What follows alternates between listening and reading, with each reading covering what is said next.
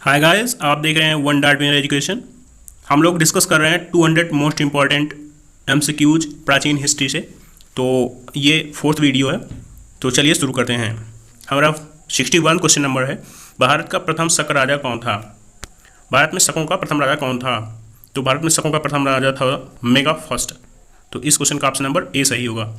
Obvious सी बात है कि यह शक राजा प्रथम था जो भारत में था, तो इसी ने शक राज्य की नींव भी डाली थी भारत में।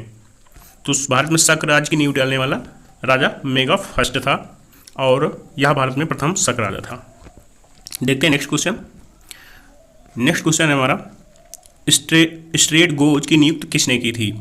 Straight goes, actually straight goes जो है ये बोला जाता है सेनापति को। सेनापति को बोला जाता है स्ट्रेट गोज। तो इनकी नियुक्ति सर्वप्रथम किसने करी थी?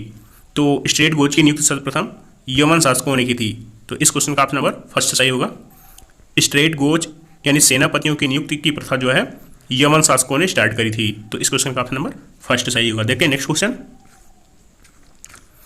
नेक्स्ट क्वेश्चन है हमारा 190 ईसा पूर्व में बैक्ट्रिया के किस यवन राजा ने भारत पर आक्रमण किया था? 190 ईस्वी पूर्व बैक्ट्रिया का कौन सा राजा था जिसने भारत पर आक्रमण किया था? तो वह राजा था डेमेट्रियस ऐसा राजा था जो 190 ईसा पूर्व जो है भारत पर आक्रमण किया था, या बैक्टीरियन राजा था। तो इस क्वेश्चन का ऑप्शन नंबर फर्स्ट सही होगा। देखते हैं नेक्स्ट क्वेश्चन। नेक्स्ट क्वेश्चन है, प्रसिद्ध इंडो ग्रीक राजा मिनांडर फर्स्ट ने अपनी राजधानी कहाँ बनाई थी? तो राजा मिनांडर जो थे उन्होंने अपनी राजधानी बनाई थी तक्षशिला में। तक्षशिला में बनाई थी उन्होंने अपनी राजधानी। ये ग्रीक राजा थे, तो ग्रीक राजा मिनांडर ने अपनी राजधानी तक्षशिला बनाई थी। तो इस क्वेश्चन का ऑप्शन नंबर ए सही होगा। देखते हैं नेक्स्ट क्वेश्चन। नेक्स्ट क्वेश्चन हमारा, किस ग्रीक राजदूत ने विष्णु के सम्मान में स्तंभ बनवाया था? तो विष्णु के सम्मान में स्तंभ बनवाने वाला राजदूत था हेलियोडोरस। हेलियोडोरस जो है यह राजदूत था जिसने विष्णु के सम्मान में स्तंभ बनवाया था। नेक्स्ट क्वेश्चन है हमारा, सर्वप्रथम सोने के सिक्के किस राज्य के राजाओं ने जारी किए थे? तो सर्वप्रथम सोने के सिक्के यवन राज्य के राजाओं ने जारी किए थे। वैसे फर्स्टली तो सोने के सिक्के जारी किए थे हिंदू यूनानियों ने, लेकिन इस क्वेश्चन में जो है यवन राजाओं ने सर्वप्रथम सोने के सिक्के जारी किए थे। जो सर्वाधिक शुद्ध सोने के सिक्के थे वो कुषाण राज्य से देखने को मिलते हैं, और जो सर्वाधिक भारी मात्रा में जो है सोने के सिक्के चलाए गए थे वो गुप्त शासनकाल में चलाए गए थे। और सोने के सिक्के जो है यवन राज्य के द्वारा जो है सर्वप्रथम जारी किए गए थे।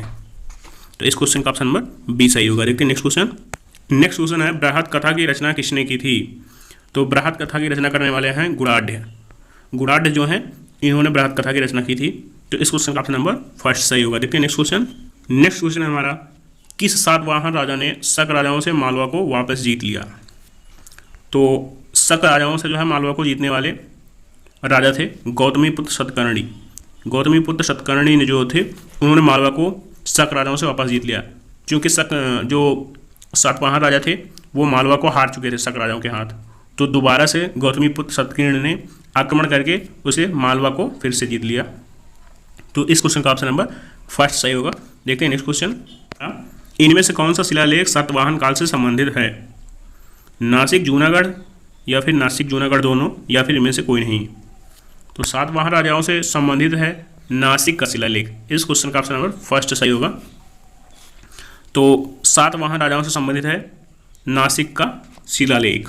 सातवाहन का ऐसा कौन सा राजा हुआ जिसने गाथा सप्तशती की रचना की थी? क्वेश्चन का ऑप्शन नंबर फर्स्ट सही होगा, राजा हाल। एक्चुअली गाथा सप्तशती जो है यह प्राकृतिक भाषा में लिखी गई है। तो प्राकृतिक भाषा में लिखी गई यह पुस्तक राजा हाल द्वारा जो है सातवाहन वंश से संबंधित है। तो इस क्वेश्चन का ऑप्शन नंबर फर्स्ट सही होगा। देखते हैं नेक्स्ट क्वेश्चन हमारा, किस वंश के राजाओं ने ब्राह्मणों को अनुदान में भूमि दी? तो ब्राह्मणों को अनुदान में भूमि देने वाले राजा थे सातवाहन राजा। एक्चुअली सातवाहन राजा स्वयं भी ब्राह्मण थे, तो इन्होंने ब्राह्मणों को भूमि देने का जो है प्रावधान शुरू किया था सातवाहन राजाओं ने। सातवाहन राजा जो है आंध्र प्रदेश, सातवाहन वंश जो है आंध्र प्रदेश से संबंधित है। तो इस क्वेश्चन का ऑप्शन नंबर सी सही होगा। हमारा नेक्स्ट क्वेश्चन है, अशोक ने अपने शिलालेख में किस क्षेत्र को करमुक्त बनाने और मात्र 1/8 कर लगाने की जानकारी दी है? ऐसा कौन सा एरिया है जिसको अशोक ने करमुक्त कर दिया और मात्र 1/8 कर जो है 8वां हिस्सा कर के रूप में लगाया। तो वह क्षेत्र है लुम्बिनी। लुम्बिनी जो है, लुम्बिनी को अशोक ने कर मुक्त कर दिया था और मात्र 1/8वां हिस्सा ही कर लगाया था। तो यह उन्होंने किया था अपने सिंहासन की 20वीं वर्षगांठ पर, 20 वर्ष पूर्ण होने पर यह किया था। तो इस क्वेश्चन का ऑप्शन नंबर ए सही होगा। देखते हैं नेक्स्ट क्वेश्चन। नेक्स्ट क्वेश्चन है हमारा, शतपथ ब्राह्मण और तैत्तिरीय ब्राह्मण किसके ब्राह्मण ग्रंथ हैं? शतपथ ब्राह्मण और तैत्तिरीय ब्राह्मण ग्रंथ जो हैं यह संबंधित हैं, यजुर्वेद से संबंधित हैं। शतपथ ब्राह्मण और तैत्तिरीय ब्राह्मण यजुर्वेद से संबंधित हैं। इस क्वेश्चन का ऑप्शन नंबर सी सही होगा। देखते हैं नेक्स्ट क्वेश्चन। नेक्स्ट क्वेश्चन है हमारा, निम्नलिखित में से सिंधु घाटी सभ्यता के धौलावीरा स्थल की सबसे अनोखी विशेषता क्या है? धौलावीरा की सबसे अनोखी जो है विशेषता कौन सी है इसमें से? इसके शहरों को समुचित रूप से कई भागों में विभाजित किया गया था। इसके शहर असमान रूप से विभाजित थे। इसके शहरों को 3 भागों में बांटा गया था। तो धौलावीरा जो कि आज के टाइम में आता है गुजरात स्टेट में, धौलावीरा की मेन जो है प्रमुख विशेषता यह रही कि इसको 3 भागों में बांटा गया है। धौलावीरा आज के टाइम पीरियड में गुजरात स्टेट में आता है और इसकी विशेषता है कि यह 3 भागों में विभाजित था। तो इस क्वेश्चन का जो है ऑप्शन नंबर 3 यानी सी सही होगा। देखिए नेक्स्ट क्वेश्चन। हमारा नेक्स्ट क्वेश्चन है कौन सा राज्य जो है गौतम बुद्ध के जीवन से संबंधित था? इसमें से कौन से राज्य हैं जो गौतम बुद्ध के जीवन से संबंधित थे? अवंती, गंधार, कौशल, मगध। क्वेश्चन का ऑप्शन नंबर सी सही होगा। जो कौशल राज्य है, यह जो है इसके जो राजा थे प्रसेनजीत, वह गौतम बुद्ध के शिष्य थे और मगध का उल्लेख जो है गौतम बुद्ध की शिक्षाओं में दिखाई पड़ता है। तो इस क्वेश्चन का ऑप्शन नंबर सी ही सही होगा। देखते हैं नेक्स्ट क्वेश्चन। नेक्स्ट क्वेश्चन है हमारा, ऋग वैदिक काल की अर्थव्यवस्था के बारे में कौन सा कथन असत्य है? इसमें से असत्य कथन देखना है। तो ऋग वैदिक काल की जो अर्थव्यवस्था थी वह कैसी थी? मुख्यतः देहाती अर्थव्यवस्था थी, ये बिल्कुल सही है। कई अनाज की खेती होती थी, ये भी सही है। कृषि आधारित समाज था, ये भी सही है। वेतन की अधिकता थी, ऐसा बिल्कुल नहीं था। वेतन का कोई उल्लेख नहीं मिलता ऋग वैदिक काल में। तो इस क्वेश्चन का ऑप्शन नंबर डी सही होगा। देखते हैं नेक्स्ट क्वेश्चन। नेक्स्ट क्वेश्चन है हमारा, कौन सा शब्द वेदों और उनकी शाखाओं को सिखाने के लिए विद्यालय के लिए प्रयोग किया गया है? तो विद्यालय के लिए कौन सा शब्द प्रयोग किया गया है जो वेदों की शिक्षाओं से संबंधित है? तो इस क्वेश्चन का ऑप्शन नंबर बी सही होगा।